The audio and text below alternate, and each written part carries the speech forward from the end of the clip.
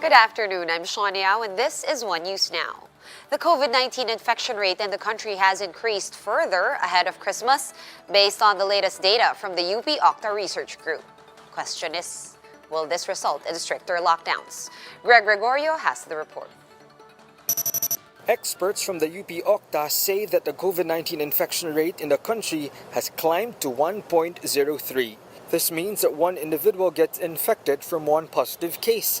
The UP Octa team flags the infection rate in NCR alone, which has now gone up to 1.15.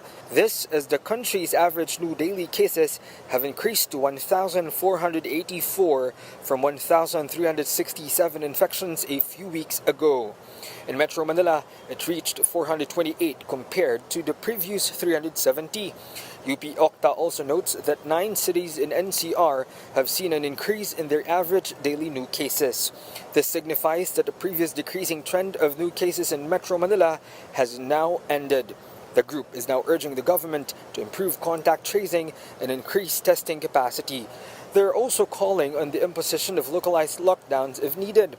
For its part, the National Task Force Against COVID-19 acknowledges the increase in cases. Ang mga kababayan natin ay gusto namang mag-enjoy ng konti, makasama ang kanilang mga mahal sa buhay dahil magpapasko na. Pero ang problema dito sa COVID, hindi pa rin siya nawawala. Testing SAR and NTF Deputy Chief Implementer Vince Dizon adds that their safety reminders are coupled with efforts in preparation for the possible spike in cases. For its part, the Public Works Department is continuously building additional isolation units, including the newly turned over modular isolation units in Quezon City for severe and critical COVID-19 patients. Nanggit ko yung flooring, yung down to the walls, pati yung oxygen tank, yung sa nurse call button. So kompleto siya. It's a fully operational hospital. These 44 units are expected to be operational next month, while all 112 units will be finished by February. Off-site dormitories have also been built for health workers from Jose Reyes Hospital who will man the facility. Treatment SAR and Health Undersecretary Leopoldo Vega says that while the critical care utilization in NCR and the entire country is still at low risk, they are building more isolation facilities in other areas. Sapat, but we have to prepare ourselves. This is really moving towards for next year when we would project possible surge. And we must increase our capacity. Kailangan talaga yon. 65% is already under completion ang Tala or Jose Rodriguez. And there's another one in Batangas. Despite some laboratories unable to submit reports on time due to technical issues, Dizon notes that the country's daily testing capacity remains at 30,000. They're also aiming to add more COVID-19 laboratories, especially in areas without testing centers. As for stricter border controls, the DOH earlier leaves it to LGUs to implement such when necessary. Officials have once again appealed for the public's cooperation so that the country will not revert to stricter quarantine restrictions. IATF is going to do everything in its power to make sure that while we manage the cases, the economy will continue to move and grow. Because our people need to work, our people need to earn a living, and they need to survive. For News 5, Greg Gregorio, we are One News. The Health Department recorded 1,300 new COVID cases on Tuesday. Of the 462,000 confirmed cases, some 24,000 are still active. Quezon City has the most number of fresh cases with 93, followed by Rizal and Benguet. The death toll has surpassed the 9,000 mark as 66 more people died of the virus overnight. On the other hand, total recoveries now stand at 429,000, with 240 new survivors logged in the last 24 hours.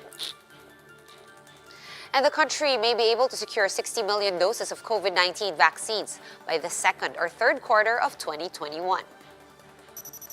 Vaccine czar Carlito Galvez Jr. said on Monday that U.S. firm Novavax assured the government of 30 million shots that will be manufactured in India. Galvez added that Swedish-British firm AstraZeneca has agreed to a non-profit, no-loss procurement of another 30 million doses. According to the vaccine czar, 10 million of the vaccines from AstraZeneca will be given to the private sector and various local government units. Naging positive result po nito yung mga may-ari po ng kumpanya at saka po yung mga country rep.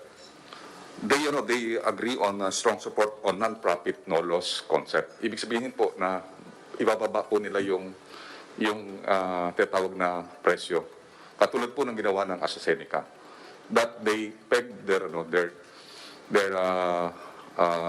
price to only $5 a shot.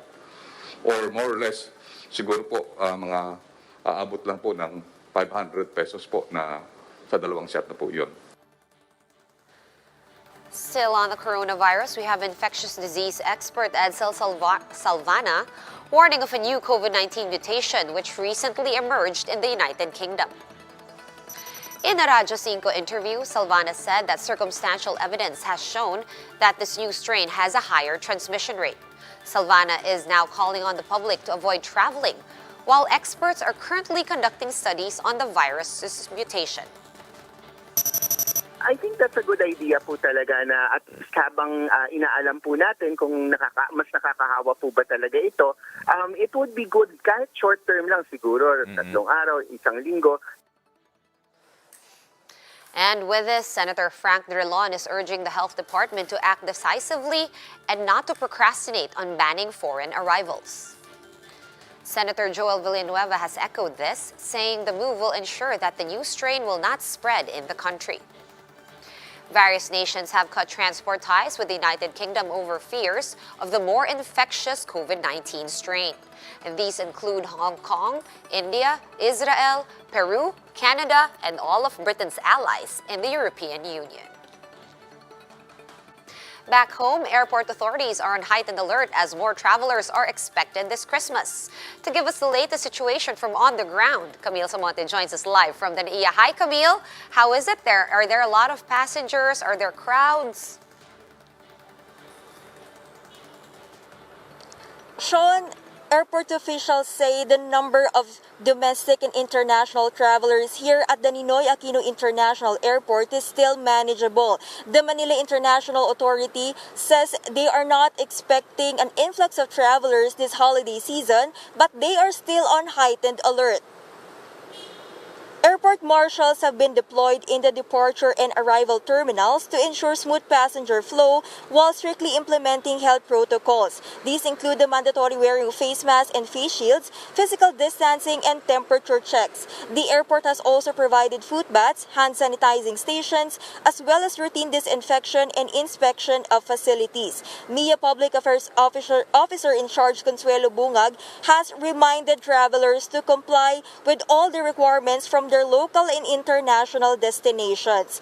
These as some passengers had to rebook their flights for failing to complete the travel requirements. Just like Eliza, who was bound for Zamboanga today. The airline barred her from boarding as she has only presented an antigen test result. She complained that the airline did not inform her beforehand. Our team also saw a few locally stranded individuals in Terminal 3, just like Marisa, who will be spending the Christmas at the airport since she is scheduled to leave on January 1. Here's what they have to say. Walang Christmas, wala na, hindi na lang. Kasi walang-wala na talaga, tsaka ako nag-iisa dito. Kahit nagkakaiyak na kami, ayaw talaga kami payagan, yun lang naman ang kailangan, swab test. Sana pinayagan na kasi ang laki ng gastos namin. Sean, we have also received reports that around 300 Chinese Pogu workers bound for Beijing were here at the NAIA Terminal 3. We are still waiting for further information from the Bureau of Immigration regarding this. Sean? All right, it does look pretty uncrowded, unlike usual. Thanks for that update, Camille Samonte, joining us live from the NAIA this afternoon. We'll have more stories after this quick break. Keep it here on One News.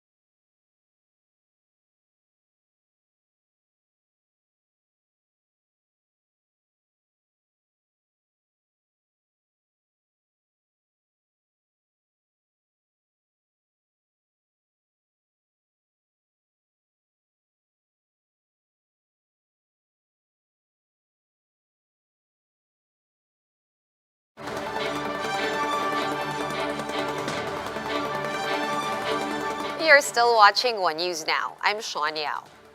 The remains of the mother and son that were brutally shot to death by police officer Jonel Nuezca in Tarlac have already been brought home to their families. The Social Welfare Department has provided financial assistance to the bereaved. Justine Punsalang with a report.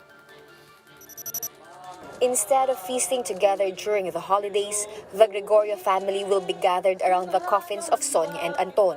Actually po talagang nakakuan kami nitong, lalo na po nitong magbabagong taon. Napag-usap-usapan po namin lahat ng magpipinsan na dito po kami magsasalo-salo. Dito rin po sa compound din po nila. Anton was supposed to visit his sick wife and 1-year-old daughter in Pangasinan to spend Christmas with them. Gusto niyang hilingin sa akin, makasama niya yung pamilya nitong Paskong ito. Pinangakuan ko naman siya, sige, kaya kitang ihatid sa pamilya mo. But little did his wife Ronaldin know that the next time she would see her husband was at his own funeral. Ano po nararamdaman niyo, ma'am, na sa ganitong paraan niyo po siya makakasama mamayang Masakit po. The family is planning to hold the burial of the mother and son on December 27, but any arrangements have not been finalized yet. They say they are all focused on mourning for the loss of their loved ones who were brutally killed by policeman Jonel Nuezca. Earlier today, staff from the PNP Internal Affairs Service arrived at the wake of Sonia and Anton to initiate the investigation. Ito po ang kaso nito ay isang test case na tatapusin ko po ng 30 days. Kasi alam niyo po, ang kaso ng administratibo ay napapatagal, no? Officials from the Social Welfare Department also came to provide livelihood assistance through the 4-piece program. Bukod pa po sa psychosocial counseling na ibibigay po sa mga minor de edad na nabiktima dahil sa trahedya, magbibigay din po kami ng cash assistance sa araw na ito. Tig sa 10,000 po kada pamilya. President Rodrigo Duterte called the police-turned-murderer crazy in his public address on Monday. According to the president, no one in their right mind would kill civilians that way. Baka na hindi ninyo talaga nakuha, ha? Pero I don't think that isa lang itong klaseng pulis na to. May sakit ito sa utak, tupak. And I'm just wondering why he was able to nakalusot sa neuro. Duterte has been vocal in supporting and protecting the police force as long as their cases are service-related. For News 5, Justine Punsalang, we are One News. PNP spokesperson Ildebrandi Usana cried foul over the supposed generalization that the entire police force is just like Nuezca after the Tarlac shooting. In an interview with Sa Totoo Lang, Usana said it is unfair to vilify all police officers over what he calls an isolated incident. He added that PNP Chief Debold Sinas will ensure the dismissal of Senior Master Sergeant Jonel Nuezca, who gunned down the Gregorios after a heated argument last Sunday.